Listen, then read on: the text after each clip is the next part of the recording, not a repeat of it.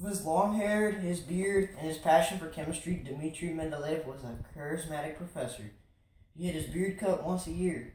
Mendeleev's wish led to his discovery of the periodic table, or the periodic law, and his creation of the periodic table, one of the most iconic symbols ever seen in science. Almost everybody recognizes it instantly. Science has few other creations as well known as the periodic table.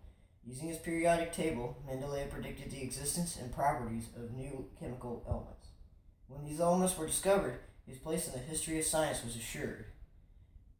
Dmitri Ivanovich Mendeleev was born February 8, 1834, in Verkhny Arezmizani in the Russian province of Siberia.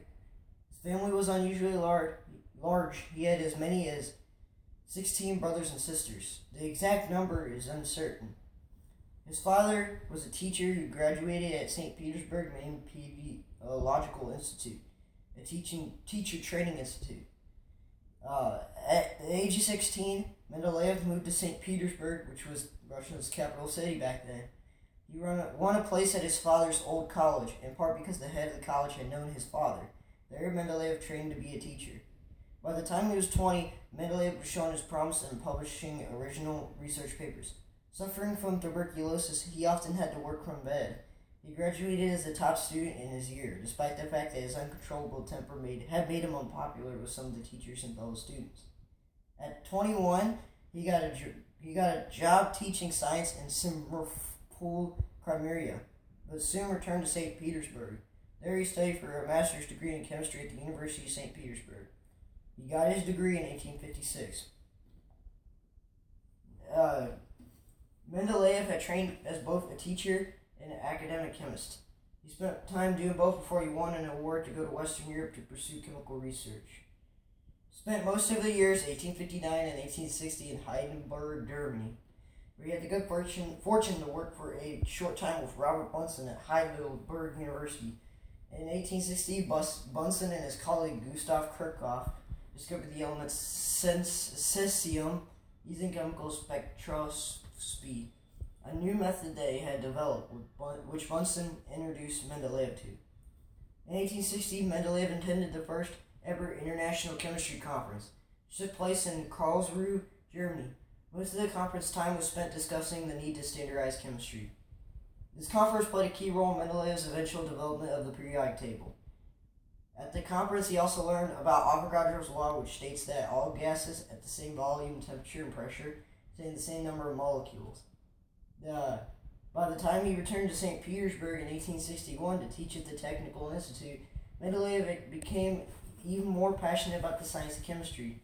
He was also worried that chemistry in Russia was trailing behind the science that he had experienced in Germany. He believed that improved Russian language chemistry textbooks was a necessity. He was determined to do something about it.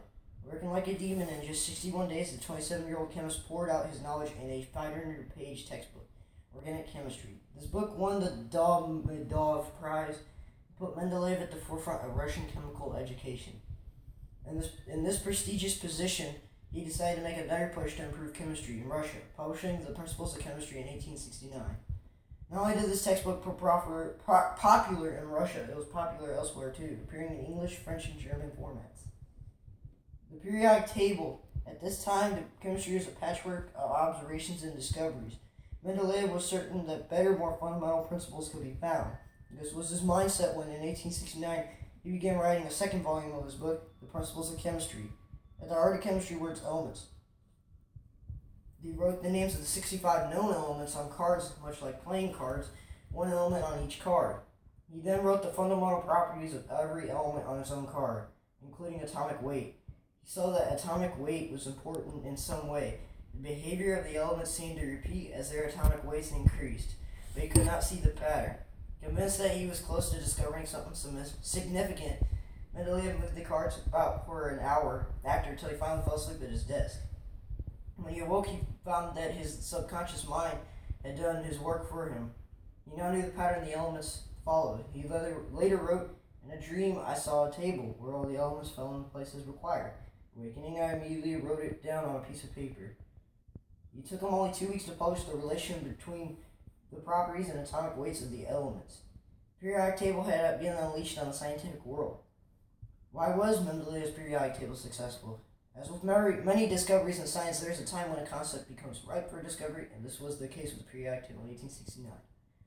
Lothar Meyer, for example, had proposed a rough periodic table in 1864. By 1868, had devised one that was very similar to Mendeleev's, but he did not publish it until 1870. John Newlands published a periodic table in 1865. Newlands wrote his own law of periodic behavior. Newlands also predicted the existence of a new element, germanium, based on the gap in his table.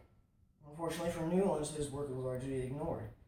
The reason Mendeleev became the leader of the pack was probably because he not only showed how the elements could be organized, but he used his periodic table to propose that some of the elements whose behaviors did not agree with his predictions must have had their atomic weights measured incorrectly.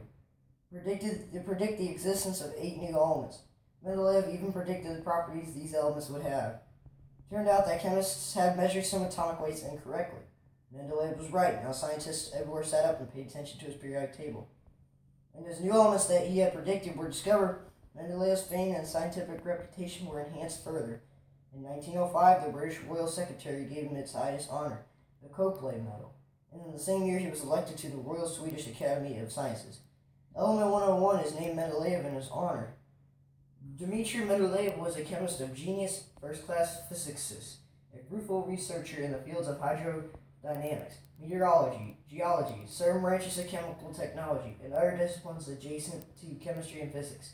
A thorough expert of chemical industry and industry in general, and an original thinker in the field of economy. Lev Alexandrovich Shugaev. The end. Dmitri Mendeleev died in St. Petersburg, February 2nd, 1907, 6 days before his 73rd birthday. He was killed by influenza.